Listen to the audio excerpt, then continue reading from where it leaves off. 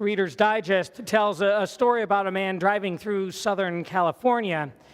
He stopped at a roadside stand that sold fruits and vegetables and other crafts. And as he went to pay, he noticed that the young woman behind the counter was painting a sign. "Why the new sign?" he asked. "My boyfriend didn't approve of the old one," she said. When he glanced at what hung over the counter, he understood why.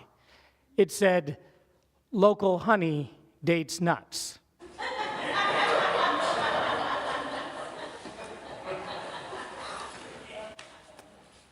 On one level, today's gospel is supposed to be a funny story about a nut.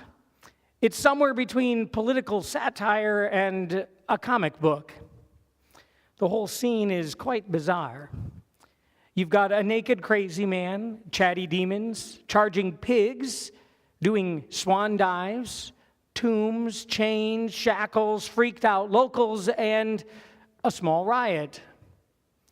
All in Gentile territory, where, as far as some were concerned, Jesus shouldn't be in the first place. I imagine the folks who first heard this story must have loved it. In addition to the great dialogue and action, there was an ancient regional rivalry at play here. It's kind of like a college in-state rivalry. The Jews versus the Gentiles. Though, for the record, I'm not comparing either group to Michigan and Michigan State. Just think, what could be more fun for the good Jews of Galilee to hear than a story about how unkosher, unlucky, and how generally weird the Gentiles on the other side of the lake really were? Not to mention about how all of those unclean pigs came to their sudden demise. On top of all of this, there's also a political subtext. Everybody would have known instantly that it was no accident that the demons called themselves Legion, after the famous and feared Roman legions, or that pigs were a staple of both the Roman army and the Roman economy in general. Luke is making a point here about how Caesar's legions and Caesar's rations were no match for Jesus. A quick dash into the sea, and they're all gone. But as delightful as all of this is much more than a mildly comic interlude in Jesus' Galilean ministry. It's really good news, and it's good news about power, all sorts of power. The Gerasene demoniac appears just after a more familiar account of Jesus calming the storm. In fact, the storm was on the very same trip that Jesus took the disciples on to get them to Gerasene. Both of these accounts appear in a run-up to a bigger question that Jesus asks his disciples in the next chapter. Who do you say that I am? Notice in today's gospel, the demon is the only one who knows who Jesus is. He's the one who calls Jesus Son of the Most High God. In fact, all of these stories have hints about what the right answer is. So they're not as much stories about what Jesus did as they are stories about who Jesus is. And who Jesus is has to do with power. It has to do with what powers are the strongest and what powers will have the last word in our lives. We know that there are a lot of powers out there. Powers that can and do hurt and isolate and torment and destroy in all sorts of ways. The shootings in Orlando a week ago remind us that evil is still very much alive in our world today. And it isn't just acts of gun violence, but also things like addiction and hate and injustice, just to name a few. They remind us that we live in dangerous times, in a frightening world, in a world that seems to be against us and seems all too often to have power over us.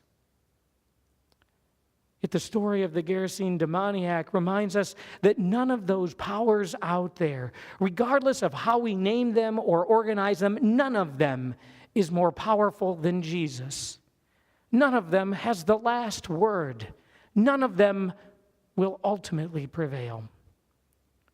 In the end, we are safe. Things may not always happen the way we would like, but the power that Jesus brings, the power of God's love, the power we see most clearly in the cross, that power will prevail. And that victory is ours by the grace of God. On one level, I think we all understand that. But there's even more good news here. Notice the man from whom the demons had gone begged to go with Jesus. Now, previous to this, Jesus had said to his disciples, "Follow me," and they all did. So you would think that Jesus would say to this man, "Sure, come on, join us. You'll be a great evangelist." But this time Jesus says, "No, return home and tell everyone how much God has done for you." I think it would have been easier for the man to go with Jesus rather than for him to go back home and face his neighbors. After all, he's an outcast, cut off from family and friends and community, and by going back, he has to have all of those awkward conversations with those who have labeled him as different, or who were afraid of him, or who just didn't want to be bothered by him. But I think Jesus is showing us that his power extends even over the power to define and exclude other people. By the time Jesus gets done with him, this man was given the fullness of his life back. Clothed and in his right mind, the people have no legitimate reason to exclude him. Now they have to admit that despite their best efforts to exclude others, Jesus has the power to include in his family whomever he wants. And since he journeys to Gentile country and only does this, since he goes to an unclean land to meet a man possessed by unclean spirits living in an unclean place, I think it's pretty clear that Luke is telling us that there is absolutely nowhere that God is unwilling to go to reach and to free and to heal those who are broken and despairing. So even if it feels like God forgot about a place, maybe even a place like Flint, know that there is no place on earth that is God forsaken. More importantly, know that there is no person on earth who is God forsaken or unclean or outcast, or abandoned, or imprisoned, that Jesus cannot free. Once he's freed, the man in the story asks to follow Jesus, but instead Jesus sends him home, to a home that he didn't even have when the gospel started, to declare what God has done for him. When Jesus comes to visit, all the opposing powers are put in their place, and he empowers us to bear witness to him. It may not be easy. In fact, it might be downright hard. But Christ will grant us the wisdom and the courage we need to do it. That was the prayer of the people of Riverside Church in New York City as they reached out to their community during the Great Depression. It was a time when economic powers were crushing so many lives, and the forces of segregation still held sway in this country. And yet the people of Riverside Church wanted to bear witness to what God had done for them. And so they built a new church right there in New York City to help heal their community. And for its dedication, Harry Emerson Fosdick wrote the hymn, God of Grace and God of Glory. And in each verse he included the line, grant us wisdom, grant us courage.